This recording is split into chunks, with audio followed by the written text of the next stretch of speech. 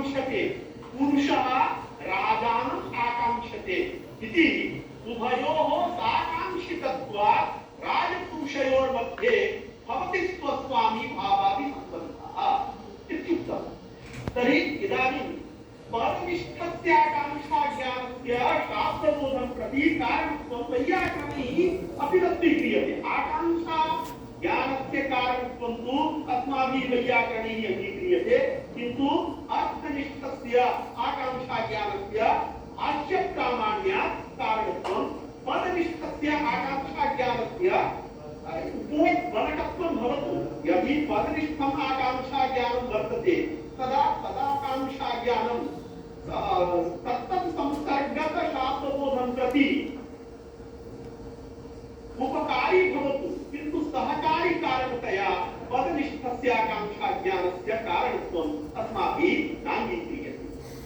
एतेन विशेषतः वैयाकरणानां नैयायिकानाम् अथ च मीमांसकानां मध्ये सहकारी कारण विषये यः भेदः वर्तते तस्य भेदस्य एकं मया उदाहरणं प्रस्तुतम्। इतोपि अनेके सूक्ष्म भेदाः वर्तन्ते, तान् सर्वान् अपि भेदान् प्रायः विद्वांसः जानन्ति, किन्तु छात्राणां ज्ञानार्थम् अयं एकः भेदः वर्तते। सः भेदः प्रायः व्युत्पत्तिवादस्य प्रथमाकारके अस्माभिः अध्ययन परम्परायां निरूप्यते इति कृत्वा छात्रोपयोगितया अयं भेदः मया उपस्थापितः। अग्रे च छात्राः अथ च विद्वांसः प्राप्यन्ते, मध्ये यदि जिज्ञासा भवति चेत् कृपया अस्मान् पृच्छन्तु, अन्यथा अहमेव वदामि चेत् मम भवति मम शब्दाः तत्र गच्छन्ति अथवा न गच्छन्ति। अतः विशेषतः गोविन्दपौडेल महोदयाः दृश्यन्ते, तेपि प्राप्यन्ते। यदि मध्ये जिज्ञासा भवति चेत् नूनं पृच्छन्तु।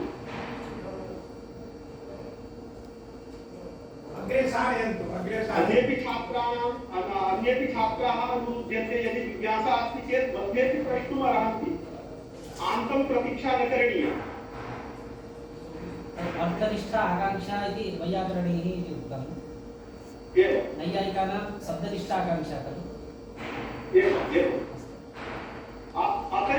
अत एव व्यासस्थले अभेदान्वयबोधं प्रति कीदृशम् आकांक्षा ज्ञानं भट्टाचार्यैः निरूपितम्।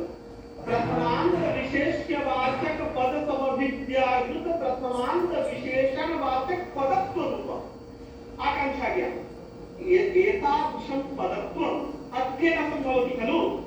अतः पदनिष्ठमेव आकांक्षा ज्ञानं कारणम् इति नैयायिकानां स्थितिः। भाष्यकारैस्तु राजा पुरुषम् आकांक्षते, पुरुषः राजानम् आकांक्षते इति उभयोः साकांक्षितत्वात् भवति राजपुरुषयोः सम्बन्धः। तर्हि पदस्य सामर्थ्यं न वर्तते यत् पदार्थं पदस्य सामर्थ्यं नास्ति पदार्थसाकांक्षायाः। अतः अर्थ एव अर्थान्तरम् आकांक्षते इति वक्तव्यं। तस्मात् वैयाकरणनिकाये अर्थनिष्ठस्य आकांक्षा ज्ञानस्य कारणं। यदि पदनिष्ठमपि आकांक्षा ज्ञानं भवति चेत् भवतु, तस्य निषेधः अस्माभिः न क्रियते। पदनिष्ठम् आकांक्षा ज्ञानं तत्तत् संसर्गक शास्त्रबोधं प्रति उपयोगी भवति। यथा साध्य संदेहस्य पक्षता नैयायिकैः नवीनैः नैयायिकैः नाङ्गीक्रियते, अपितु शिशाधैसा विरह विशिष्ट सिद्ध्यभावस्य पक्षतात्वं तैः अङ्गीक्रियते। किन्तु साध्य संदेहः भवति चेत् अयं साध्य संदेहः अन्वित्यर्थम् अनुकूलाय भवति, न तु प्रतिकूलाय। तद्वदेव यदि पदनिष्ठमपि आकांक्षा ज्ञानं भवति चेत् एतादृशम् आकांक्षा ज्ञानम् अस्माकम् अभीष्ट संसर्गक शास्त्रबोधं प्रति अनुकूलाय उपयुज्यते। किन्तु अवश्यं सहकारी कारणतया तु अर्थनिष्ठेनैव आकांक्षा ज्ञानेन भाव्यम्। यदि अर्थनिष्ठम् आकांक्षा ज्ञानं नास्ति चेत्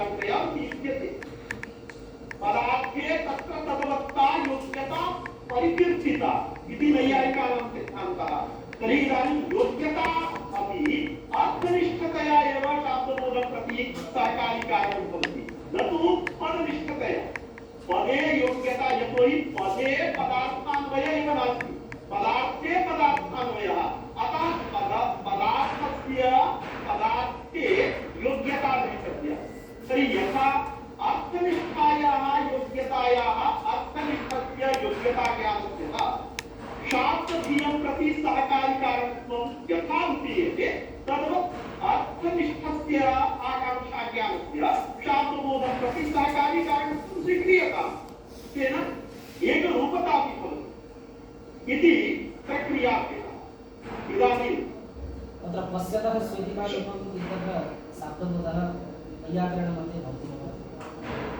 वैयाकरणमध्ये शाब्दबोधः भवति यतोहि वैयाकरणैः किमुच्यते इदानीं पदपदार्थयोर्मध्ये कश्चन सम्बन्धः नित्य सम्बन्धः वर्तते अर्थात् आतश्चेत् इदानीं शब्दानुविद्ध एव अर्थज्ञानं भवति केवलं शब्द अननुविद्ध अर्थविषयकज्ञानं लोके नैव भवति न स्वस्ति प्रत्ययो लोके यः शब्दानुगमाकृते अनुविद्धमिव ज्ञानं सर्वं शब्देन भासते लोके एतादृशं किमपि ज्ञानं न वर्तते यत् ज्ञानं शब्द अननुविद्धम् अर्थं विषयीकुर्यात् अपि तु सर्वमपि लोके जायमानं ज्ञानं शब्दानुविद्धम् अर्थम् एव विषयीकरोति तर्हि अत्र पश्यतः स्वेतिमा रूपम् इत्यादि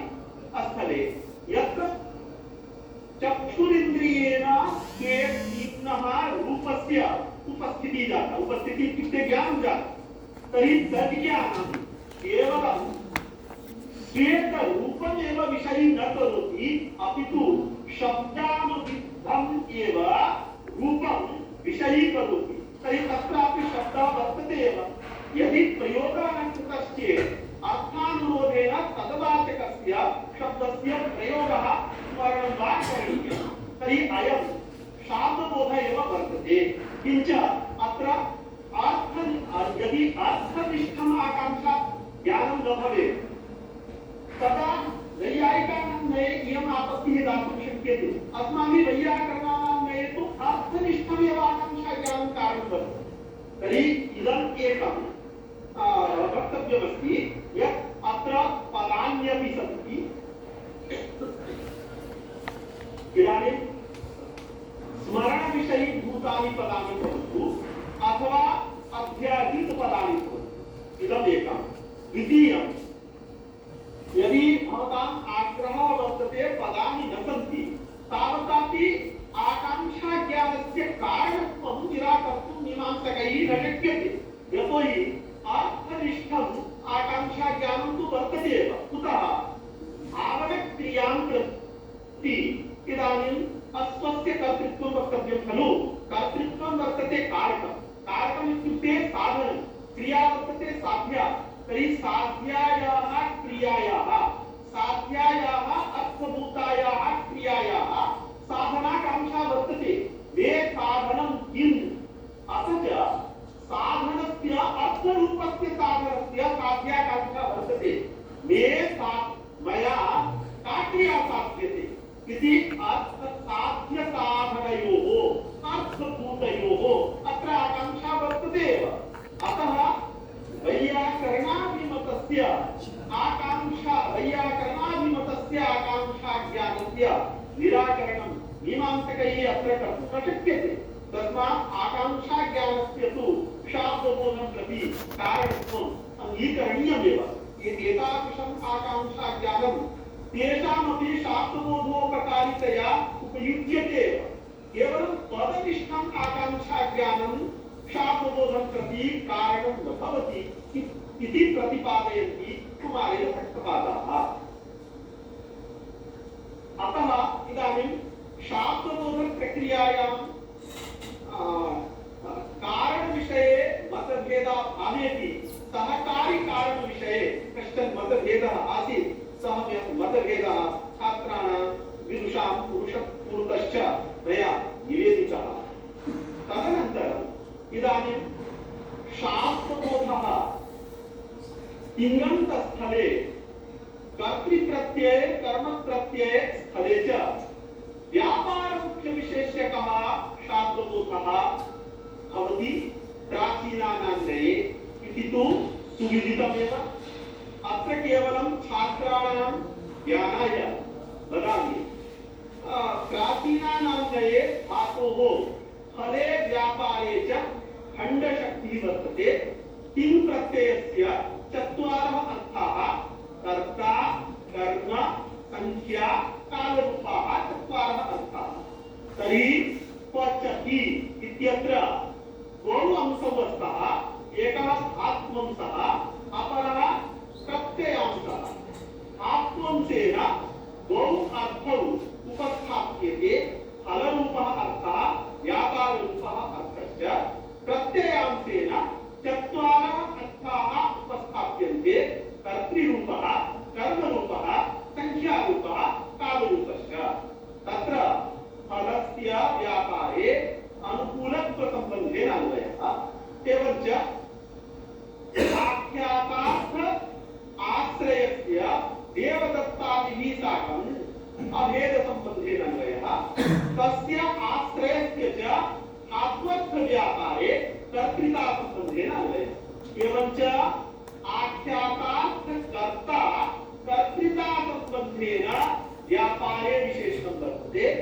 आख्यातार्थ कर्म कर्मतासम्बन्धेन फलं प्रति विशेषणं भवति।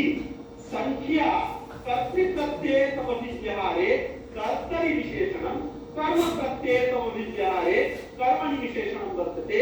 समान प्रत्ययोपासत्वात् यतोहि एकेनैव प्रत्ययेन कर्तृकर्मणि उपात्त्यर्थः। अतः संख्यापि तेनैव प्रत्ययेन उपात्ता। तर्हि एक समान प्रत्ययोपातत्वरूप हेतुना कर्तरि कर्तृप्रत्ययसमभिव्यवहारे संख्यायाः अन्वयः। कर्म प्रत्ययसमभिव्यवहारे देवदत्तेन तण्डुलः पच्यते इत्यादौ संख्यायाः कर्मणि अन्वयः। कालस्तु व्यापारे परिच्छेदकत्वसम्बन्धेन अन्वयति। क्रियाभेदाय कालस्तु संख्या सर्वस्य भेदिका इति सिद्धान्तानुरोधः। इयम् अन्वयप्रक्रिया प्रायः मन्त्रिभूषायां भूषणतालस्य धात्वर्थप्रकरणे च सम्यक्तया निरूपिता वर्तते। केवलं छात्राणां पुनः स्मरणार्थं मया इदं संक्षेपतः निरूपितम्। अत्र मया प्रतिपाद्यः विषयः कः? तर्हि प्राचीनैः कर्तृप्रत्ययसमभिव्यवहारे इदानीं प्राचीननवीनवैयाकरणयोरपि शास्त्रबोधविषये कश्चन भेदः वर्तते। प्राचीनानां नवीनानां च कर्तृप्रत्ययसमभिव्यवहारे अर्थात् देवदत्तः पठति। अत्र मतभेदाभावेपि देवदत्तेन तण्डुलः पच्यते इत्यत्र तु मतभेदः अस्ति। कुतः इति चेत् देवदत्तः ओदनं पचति। अत्र आख्यातार्थ आश्रये देवदत्तस्य अभेदसम्बन्धेन अन्वयः। तस्मिन्नेव आश्रये आख्यातार्थ एकत्वसंख्यायाः पर्याप्तिसम्बन्धेन अन्वयः।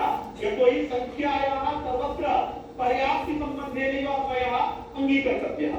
यदि संख्यायाः धर्मिणी अन्वयः तदा पर्याप्तिसम्बन्धेन अन्वयः। संख्यायाः यदा धर्मेण अन्वयः तदा स्वरूपसम्बन्धेन अन्वयः इति अवश्यं विचारणीयम्। सर्वत्र संख्यायाः समवायसम्बन्धेन स्वरूपसम्बन्धेन वा न अन्वयः, अपितु यदा संख्यायाः धर्मिणी अन्वयः स्वीक्रियते तदा पर्याप्तिसम्बन्धेन अन्वयः। यदा धर्मे अन्वयः तदा समवायादिसम्बन्धेन अन्वयः।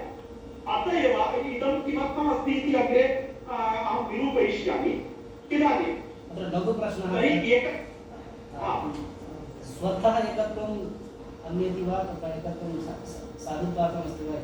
देवदत्तः इत्यत्र अत्र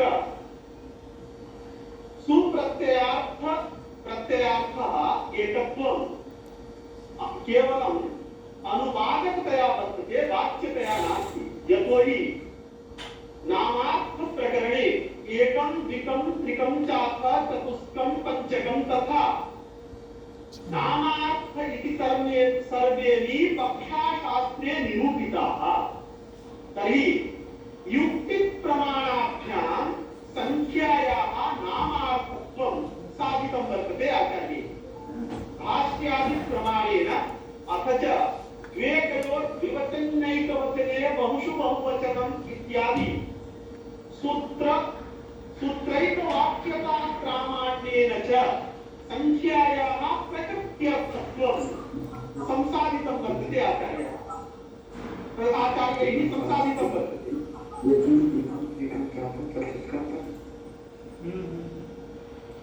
प्रतिपादितं वर्तते आचार्यैः। इदानीं सुप्रत्ययः नामार्थसंख्यायाः अनुवादिका एव वर्तते, न तु स्वतन्त्रतया उपस्थापिता। अतः इदानीं तिवर्तसंख्या एव तिवर्तसंख्या एकत्वं वर्तते। तस्याः संख्यायाः इदानीम् आश्रये पर्याप्तिसम्बन्धेन अन्वयः, आश्रयस्य च कर्तृकासम्बन्धेन क्रियायाम् अन्वयः, तस्यामेव क्रियायां फलस्य अनुकूलत्वसम्बन्धेन अन्वयः, एवं च तस्यामेव क्रियायां परिच्छेदकत्वसम्बन्धेन कालस्य अन्वयः। अतः देवदत्तः अनुकूलं देवदत्तः पठति इत्यस्मात् वाक्यात् देवदत्ता भिन्नः एकत्वविशिष्टः आश्रयकर्तृकः वर्तमानकालिकः फलानुकूलो व्यापारः इति व्यापारमुख्यविशेष्यक्षाब्दबोधः प्राचीनानां नवीनानां च मते भवति। किन्तु कर्मप्रत्ययस्थले नवीनिः उच्यते सुख आत्मनः यत् इति सूत्रस्य भाष्यप्रामाण्य फलमुख्यविशेष्यकः एव शाब्दबोधः अङ्गीकरणीयः। कुतः? सुख आत्मनः यत् इति सूत्रभाष्ये भगवता भाष्यकृता पुत्रम् इच्छति इति विग्रहे यथा पुत्रीयति इति विग्रहः इति वृत्तिर्भवति, यत् प्रत्ययो भवति।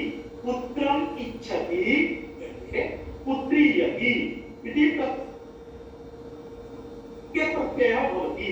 किन्तु पुत्रः इष्यते, इष्टः पुत्रः इति विग्रहे पुत्रीयति इति प्रयोगो न भवति, अर्थात् यत् प्रत्ययो न भवति इत्याशङ्क्य भगवता भाष्यकृता द्विविधं समाधानं प्रदत्तम्। तयोर्मध्ये एकं समाधानं वर्तते वृत्तिविग्रहयोः समानार्थकत्वाभावः इति।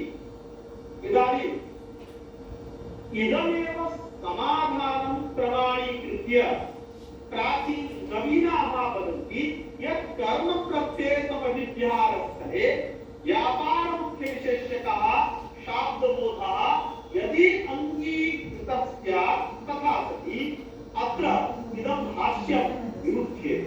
यतोहि इष्यते पुत्रः अस्मात् वाक्यात् कीदृशः शाब्दबोधः?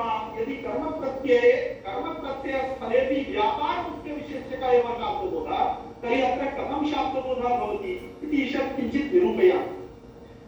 पुत्रः इष्यते, अत्र ते प्रत्ययस्य अर्थः आश्रयः। कीदृशः आश्रयः? तर्हि फलाश्रयः। तस्मिन् आश्रये पुत्रस्य अभेदेन विशेषणत्वम्। एवं च धात्वस्थः वर्तते इच्छानुकूलो व्यापारः। ते प्रत्ययेन उपस्थापितः कालः वर्तमानकालः इदानीम् इच्छानुकूलव्यापारे अनुवेति। ते प्रत्ययेन उपस्थापिता संख्या एकत्वसंख्या आश्रये फलाश्रय रूपकर्मणि पर्याप्तिसम्बन्धेन अनुवेति। एवं च पुत्राः एकत्वविशिष्ट आश्रय कर्मक वर्तमानकालिकः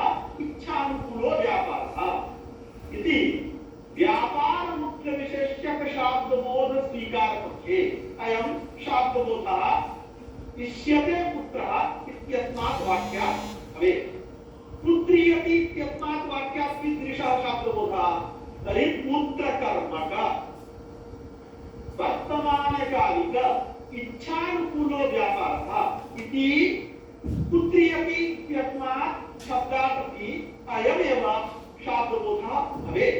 तथा सति वृत्तिविग्रहयोः समानार्थकत्वाभावः न सङ्गच्छेत्। किन्तु भगवान् भाष्यकारः वदति वृत्तिविग्रहयोः समानार्थकत्वाभावात् इष्यते पुत्रः इति विग्रहे पुत्री अपि इति वृत्तिर्न भवति। अतः कर्मप्रत्ययसमभिव्याहस्थले अर्थात् कर्मवाच्ये फलमुख्यविशेषकः शाब्दबोधः स्वीकर्तव्यः इति नव्याः वदन्ति। एवञ्च नव्यानान्वये फलमुख्यविशेषकः शाब्दबोधः भवति। तथा च पुत्रः इष्यते इत्यस्मात् वाक्यात् इच्छानुकूल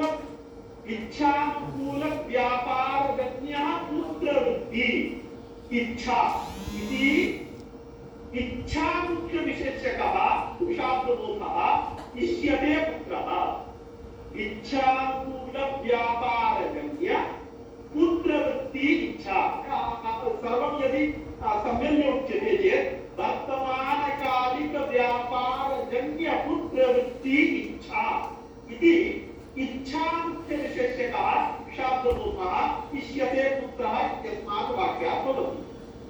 पुत्री अपि इत्यस्मात् वाक्यात् तु इच्छामुख्यविशेषकः शाब्दबोधः न अपि तु इच्छानुकूल व्यापारमुख्यविशेषकः शाब्दबोधः व्यापारे अनुकूलत्वसम्बन्धेन इच्छायाः विशेषणत्वात् अत्र वृत्तिविग्रहयोः समानार्थकत्वाभावः सुतरां सङ्गच्छते।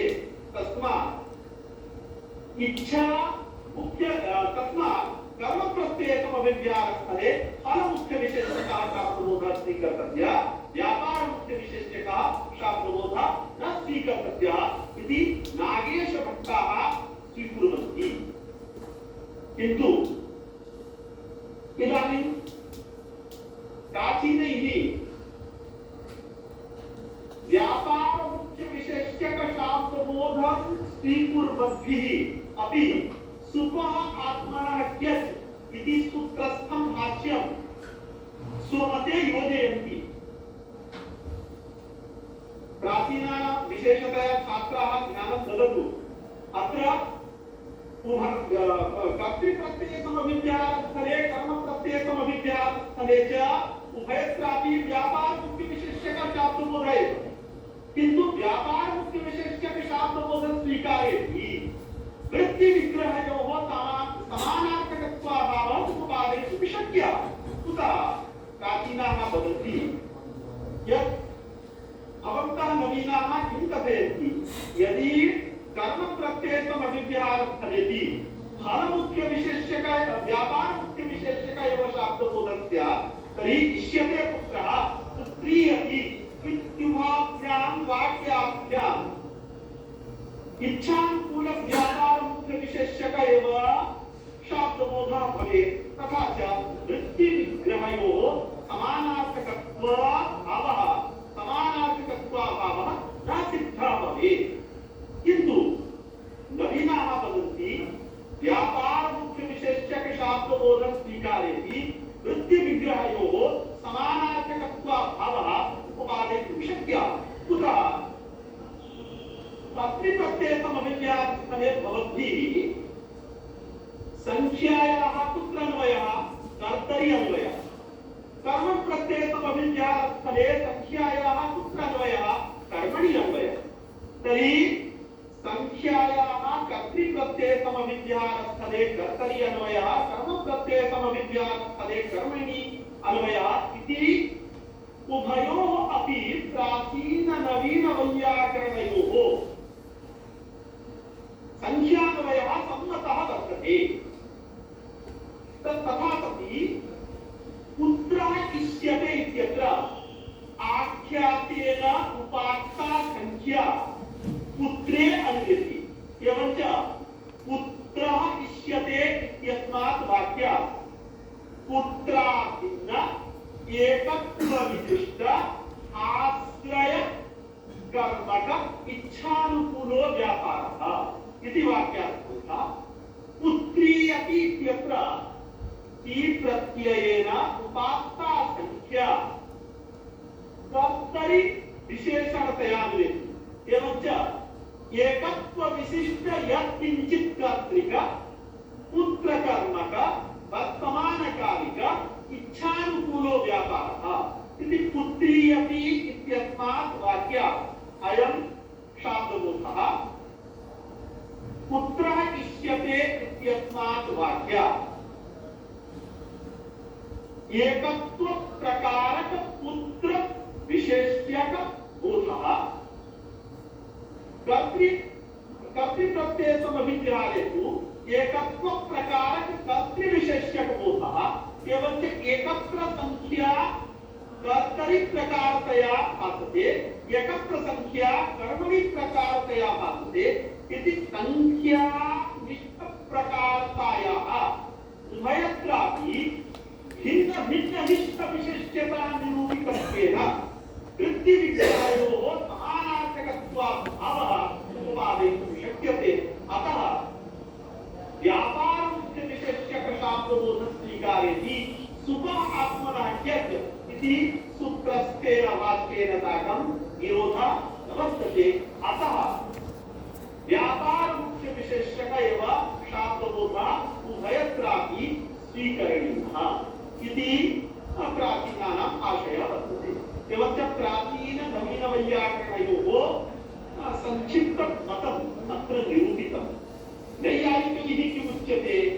नैयायिकानाम् आशयः यत् भासमानेषु पदार्थेषु मध्ये प्रथमान्त पदार्थस्यैव मुख्यविशेष्यतया स्थानम् अङ्गीकरणीयम्।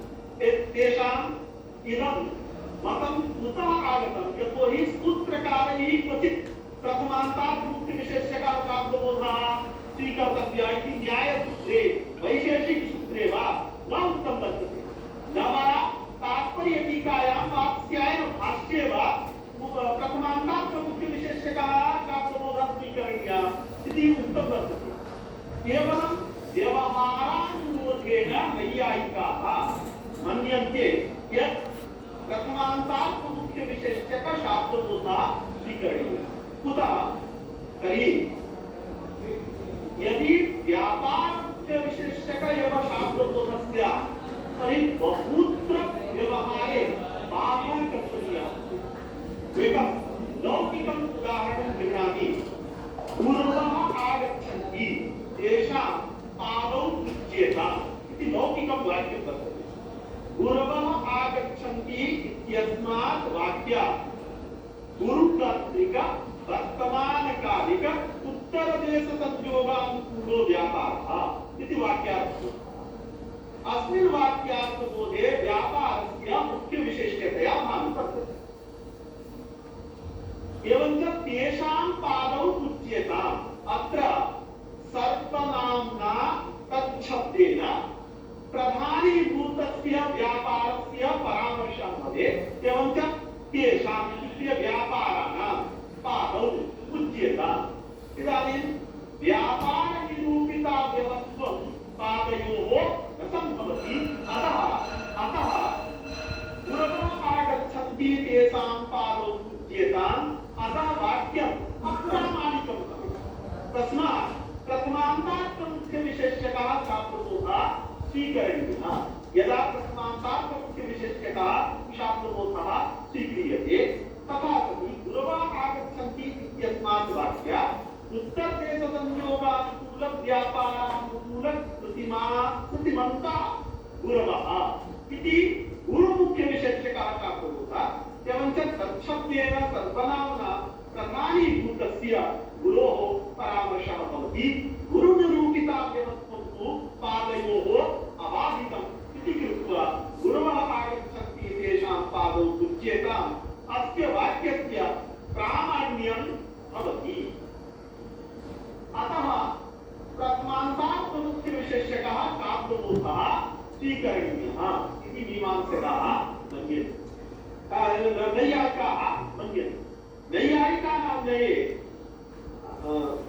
धातोः फलावच्छिन्न व्यापारे एवं च इ प्रत्ययस्य कृतिः संख्या कालश्च अर्थः। इदानीं व्यापारस्य कृतौ अनुकूलत्वसम्बन्धेन अन्वयः, व्यापारे च फलस्य अनुकूलत्वसम्बन्धेन अन्वयः, कृतेश्च प्रथमान्तार्थपदार्थे समवायसम्बन्धेन आश्रयतासम्बन्धेन वा अन्वयः। एवं च देवदत्तः गच्छति अत्र नैयायिकानां नये चत्वारि पदानि वर्तन्ते। देवदत्त इति यत् प्रातिपदिकं वर्तते तदपि शक्तमस्ति इति कृत्वा इदमपि पदं, सु इदमपि पदं वर्तते, एवं च गम धातुः इदमपि पदं, एवं च ति इदमपि पदं वर्तते। तर्हि शक्तं पदम् इति कृत्वा देवदत्तः गच्छति अत्र चत्वारि पदानि भवन्ति। यद्यपि विकरण शब्द प्रत्ययः अपि वर्तते किन्तु शब्द प्रत्ययस्य शक्तिः न स्वीक्रियते। गच्छति इत्यत्र विकरण प्रत्ययः वर्तते किन्तु विकरण प्रत्ययस्य शब्दत्वं न वर्तते इति कृत्वा पठति इत्यत्र नैयायिकानां नये त्रीणि पदानि, गच्छति इत्यत्र त्रीणि पदानि न एव क्रियते, अपि तु द्वे पदे स्तः, एकं धातुपदम् अपरं प्रत्ययपदम्। तर्हि देवदत्तः गच्छति इत्यत्र द्वे पदे चत्वारि पदानि वर्तन्ते। देवदत्त इति पदं, सुपदं, गमपदं एवं च तिपदम्। चतुर्भिः पदैः अत्र षट् अर्थाः उपस्थाप्यन्ते। देवदत्तपदेन देवदत्तः रूपः अर्थः, गमधातुना फलावच्छिन्न व्यापारः इति एका एव शक्तिः वर्तते। सुप्रत्ययेन एकत्वरूपः अर्थः, यतोहि नैयायिकानां नये प्रातिपदिकार्थे विहितायाः संज्ञायाः संख्या अर्थः वर्तते इति व्युत्पत्तिवादे भट्टाचार्यैः इदं प्रतिपादितमस्ति इति भवन्तः जानन्ति। तस्मात् सुप्रत्ययस्य एकत्वम् अस्ति। तर्हि देवदत्तः इत्यत्र देवदत्तस्य देवदत्त अर्थः, सुप्रत्ययस्य एकत्वसंख्या अर्थः। इदानीं गमधातोः फलावच्छिन्न व्यापारः अर्थः, इ प्रत्ययस्य अर्थः आख्या कृति संख्या काल इति ति प्रत्ययस्य अर्थः। यदा सुप्रत्ययस्य एकत्वम् अर्थः अङ्गीक्रियते तदा सति ति प्रत्ययः एकत्वसंख्यायाः अनुवादकः भवति, वाचकः न भवति इति अग्रे व्युत्पत्तिवादे गदाधर भट्टाचार्यैः निष्कर्षानुसारिणस्तु इति मतेन इदं मतं निरूपितं वर्तते। यत्र एकवचनसंज्ञकः सुप्रत्ययोऽपि अस्ति, टिप् प्रत्ययोऽपि वर्तते, तत्र प्रथमस्य प्रत्ययस्य एकत्वरूपः अर्थः अङ्गीकर्तव्यः। तदा तैः दृष्टः घटः यत्र टिप् प्रत्ययस्य प्रयोगः न वर्तते, दृष्टः घटः। दृष्टः इत्यत्र दृष्टशब्दात् विहितायाः सुविभक्ते एकत्वम् अर्थः निश्चितं वर्तते, क्लुप्तं वर्तते।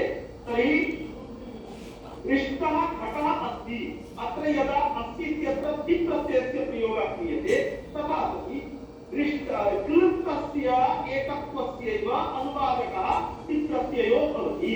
अतः यदा उभयोः प्रयोगः सुप्रत्ययस्य टिप् प्रत्ययस्य प्रयोगः तथा सति टिप् प्रत्ययस्य एकत्वानुवादकत्वम् अङ्गीक्रियते इति कृत्वा अत्र देवदत्तपदार्थः, एकत्वपदार्थः, फलावच्छिन्न व्यापारः, कृति, कालः इति पञ्चपदार्थाः भवन्ति। पञ्चानां पदार्थानां परस्परम् अन्वयः कथं? तर्हि फलानुकूलव्यापारस्य आख्यातार्थकृतौ अनुकूलत्वसम्बन्धेन अन्वयः। इदानीं धात्वर्थव्यापारे आख्यातार्थकालस्य च परिच्छेदकत्वसम्बन्धेन अन्वयः, आख्यातार्थकृतेश्च आश्रयतासम्बन्धेन समवायसम्बन्धेन वा प्रथमान्तपदार्थे देवदत्तस्य अन्वयः। एवं च देवदत्तः गच्छति इत्यस्मात् शब्दात् वर्तमानकालिक उत्तरदेशसंयोगानुकूलव्यापारानुकूलकृतिमान् देवदत्तः इति प्रथमान्तार्थमुख्यविशेषः शाब्दरूपः भवति। अत्र वैयाकरणाः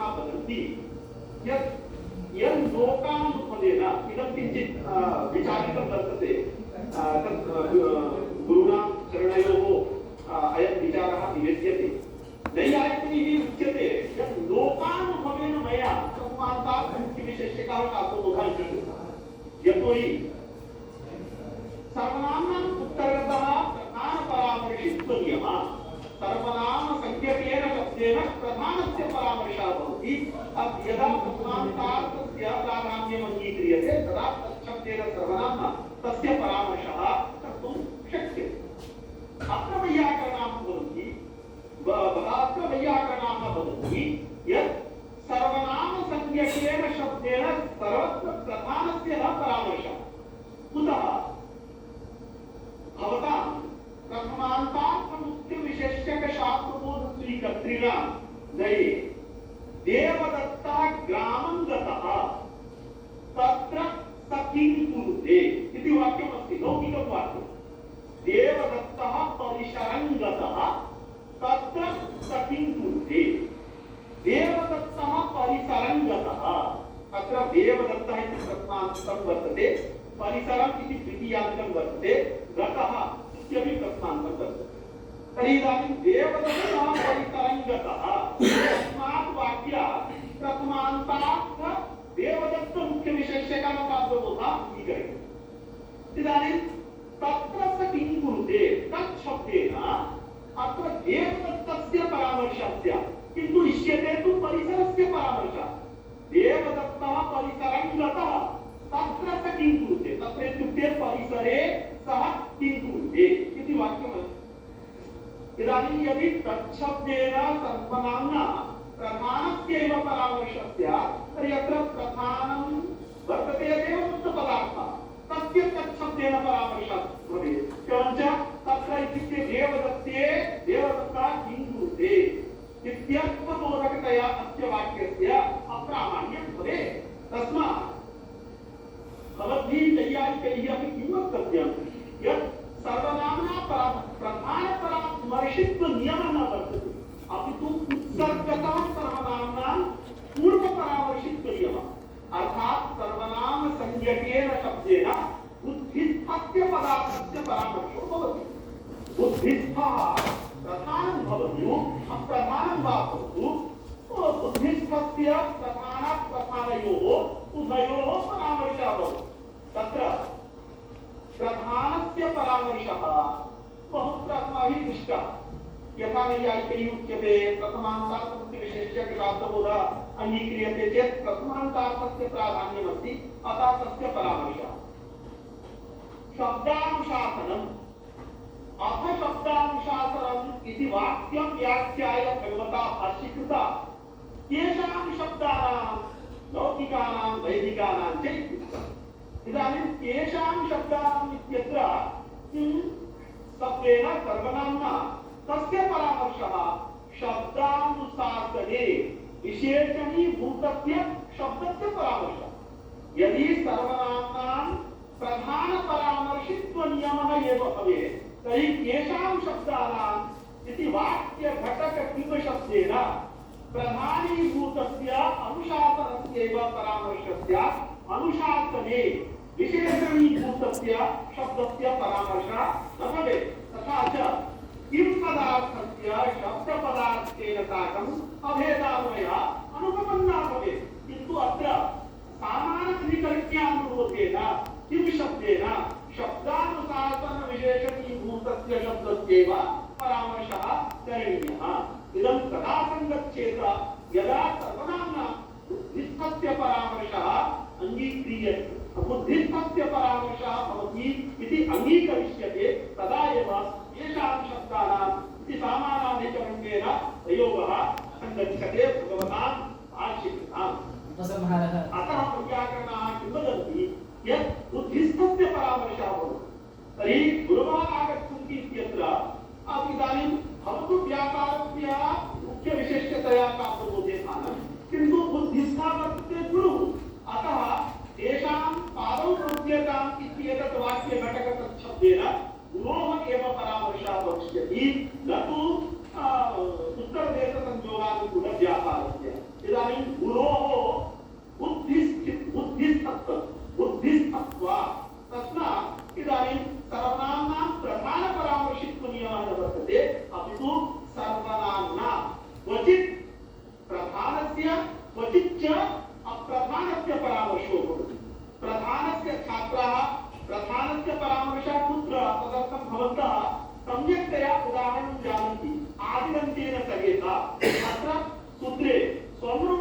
पदस्य शब्दसंज्ञा इत्यस्मात् कुत्र स्वम् इति पदस्य निवृत्तिः भवति।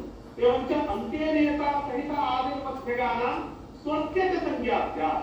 अत्र स्वशब्देन कस्य परामर्शः? तर्हि आदिरेव परामर्शः। कुतः? आदिरन्तेन सहेता इत्यत्र अन्त्येन इत्यत्र सहयुक्ते अप्रधाने इति सूत्रेण अप्रधाने तृतीया विभक्तिः वर्तते। एवञ्च अन्त्यस्य अप्रधानत्वात् आदेश्च प्रधानत्वात् स्वशब्देन प्रधानीभूतस्य आदेरेव परामर्शः भवति। समयस्य अत्र समयमर्यादाम् अनुल्लङ्घयता मया उपसंहारः क्रियताम् इति निवेद्यते। तर्हि क्वचित् स्वशब्देन प्रधानस्य कुत्र परामर्शः भवति चेत् स्वरूपत्वेन आदिरन्तेन सहेता इति सूत्रे अनुवृत्तेन स्वशब्देन प्रधानीभूतस्य आदेः परामर्शः। क्वचित् स्वशब्देन अप्रधानस्य कुत्र परामर्शः चेत् अपशब्दान्तासनम् इति व्याख्यानानन्तरं भगवता भाष्यकृता प्रयुक्ते येषां शब्दानाम् इति वाक्ये किं शब्देन अप्रधानस्यापि शब्दानुशासनविशेषणीभूतस्य शब्दस्य परामर्शः। तस्मात् अयं नियमः न वर्तते यत् सर्वनाम्नाम् उत्तरगतः प्रधानपरामर्शित्वात्।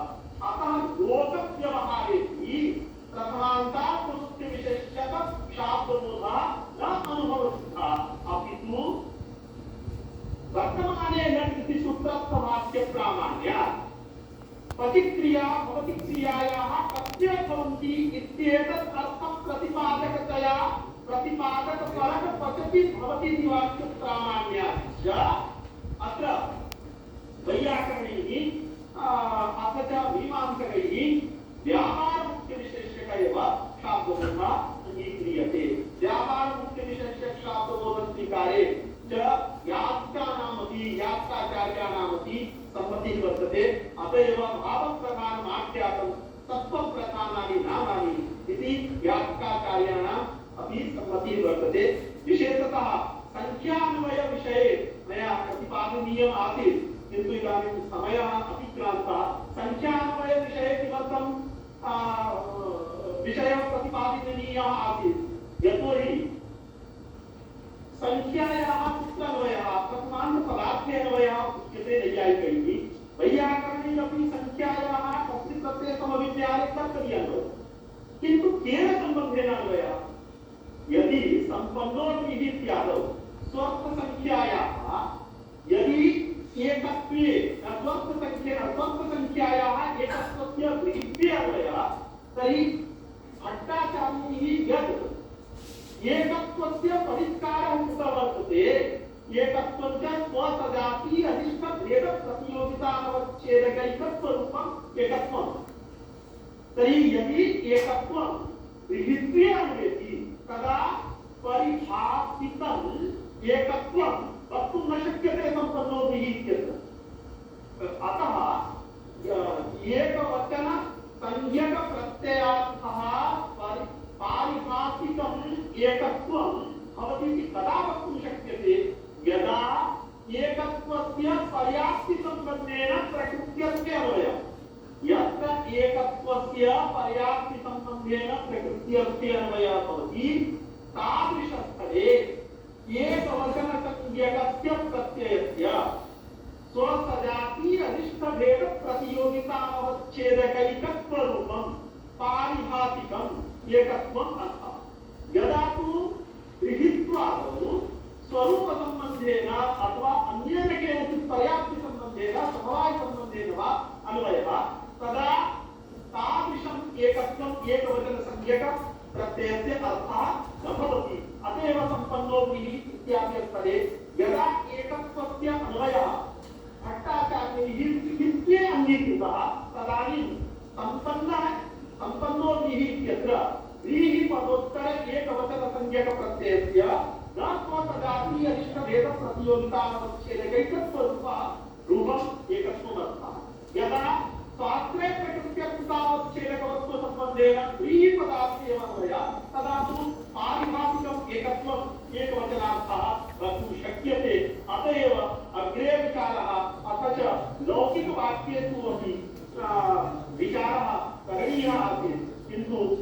मया भाव अत्रैव सर्वान् विदुषः प्रणम्य पुनश्च एकवारं गुरुचरणान् सश्रद्धं साष्टाङ्गं प्रणिपत्य अत्रैव विरमामि।